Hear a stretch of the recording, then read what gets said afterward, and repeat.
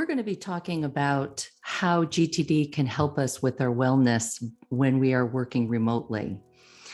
And I am very familiar with this topic because I have been working remotely for over 2 decades. When I joined the David Allen Company, I was living in Maine, still living in Maine, and the company was based in California. And I was a remote worker for 17 years. And at GTD Focus, we also are working remotely. So I have been learning the art of working remotely for a long time.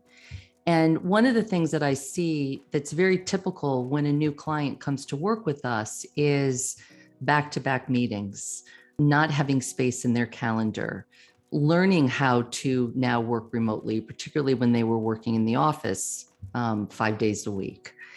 And one of the things that's really interesting is when I show a client my calendar, they're usually pretty taken aback because one of the things that they're seeing is space. And for one of the things about the Getting Things Done methodology is that we teach this concept of managing agreements. And if I am finishing a meeting at 2:00 and starting a meeting at 2:00, I'm not able to manage that agreement.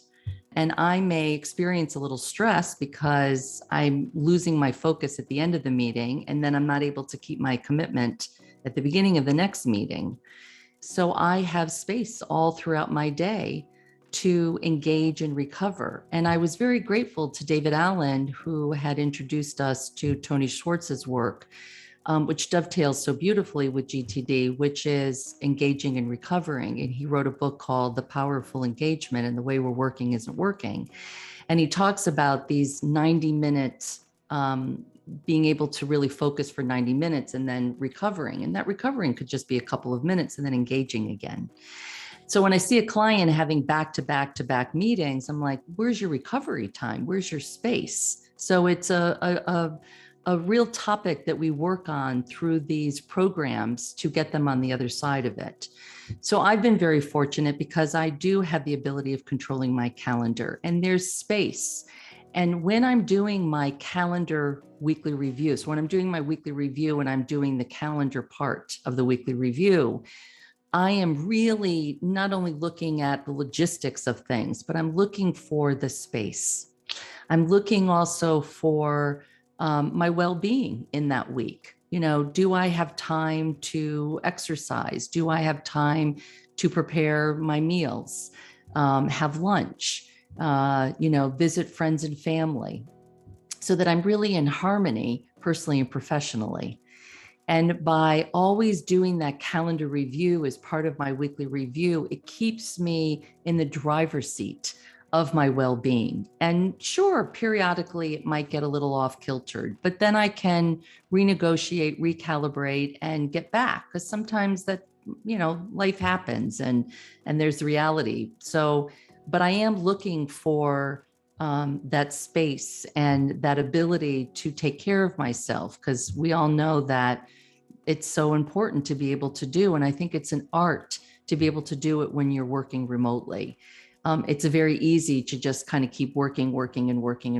And so I have blocked out in my time when I'm going to not be working.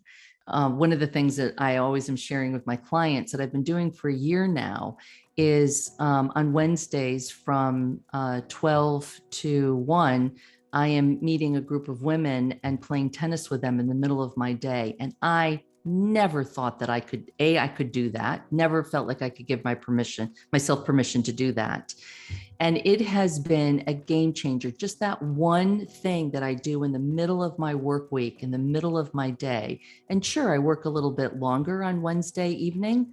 That's been a game changer for me when I'm working remotely, to have a group of women to be able to connect with in the middle of my week. And I think in the year that I've been doing it, I think I've only not done it 3 times. So it's very, very rare for me to renegotiate that.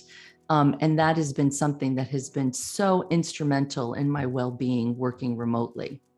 So I just invite all of you, when you're doing your next weekly review and you're looking at your upcoming calendar, is there anything that you can add to your calendar that can help you with your well-being?